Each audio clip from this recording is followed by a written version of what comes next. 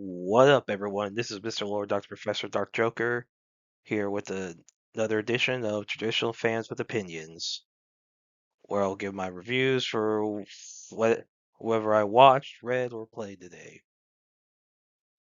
And who are traditional fans with opinions? That is myself, and that is you, the viewers. With all that being said, on with the reviews. Kurumizawa's Folly, Chapter 21. So in this chapter, we finally start getting, Kurumizawa's backstory. So you see, 1945, you know, he basically he was Masahiko Kusumi. He's 8 years old. And then his mother's very strict. World War II is about to end. He's living in the countryside because of all the bombings in Tokyo. So then, basically you have he's going to school. You know, lot and then there's a kid named Fabiama that's like the local bully, keeps taking candy and like basically told him that if he lets him borrow lets if Masiko lets him borrow some manga, he'll give him back the candy. But Kamiya has a reputation for not giving stuff back he borrows. And apparently Masiko had like drawn copies of the manga and so gives the copy to him. And then Kamiyama tries to get him to copy his handwriting. It's for like some apology essay or whatever. And then yeah, then so Masako returns home, and then so he lives in countryside, so basically yeah, yeah, so basically the Kusumi families had like a small fortune from I guess in the financial industry from his grandfather, like Masiko's grandfather's time.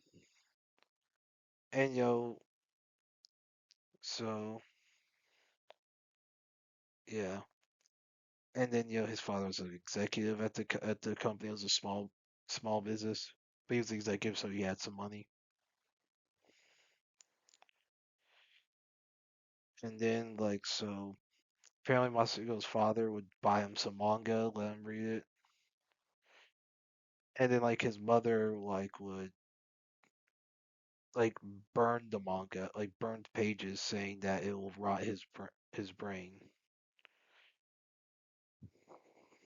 So apparently his mother thought that manga was a symbol of betrayal and ignorance. They have 2 years later. Masiko's now 10 years old, and there's some new kids join the class. Yeah, and then you have so two people. One of them is Mitsuko Fukuhori and Yoshitaka Sawai. And so those are you know like three friends that Kurumizawa I guess made before the present. So we're gonna see what happens. Like probably some tracks about that happen. Like we're probably gonna see them all grow up, see what happens. But yeah, I thought this was a good chapter. Like how we're finally getting the backstory. Looking forward to the next chapter. Snowball Earth, episode 12. So in this episode, so you have Yuma trying to she points her gun at Tetsuo. Tetsuo says tell Sagami if he wants the savior tile he can have it. And Sagami knows what all is there being except for glory stuff for fighting.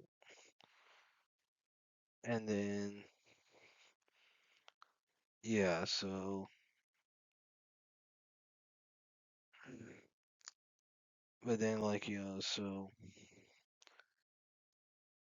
he so Sagami like you see like where Yuma tries to point a gun. Tetsuo Sagami tells him he doesn't want to fight anymore. So and he tells Tetsuo to calm down. And he remember Yuma says to all the kids he was a savior to them. So then he remembers times where he was raising all those kids, keeping them safe. You know, and then Nadare arrives looking like Rico. And it's real that Nadare like consumed like Rico whatever. And Nadare's real to be the true mastermind behind everything that's going on, like with the Snowball Earth, the final battle plan against the kaiju going bad. And yeah, so and then yeah.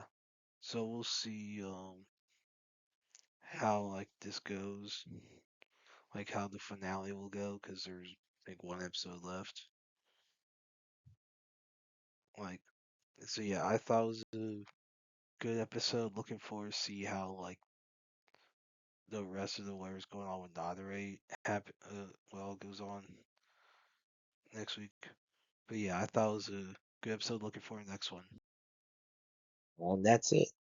Did y'all like the stuff I reviewed? And if you have your own opinions about all that, you can put all that in the comments. Thank you for watching, and like, subscribe, and all that. And look forward to the next video.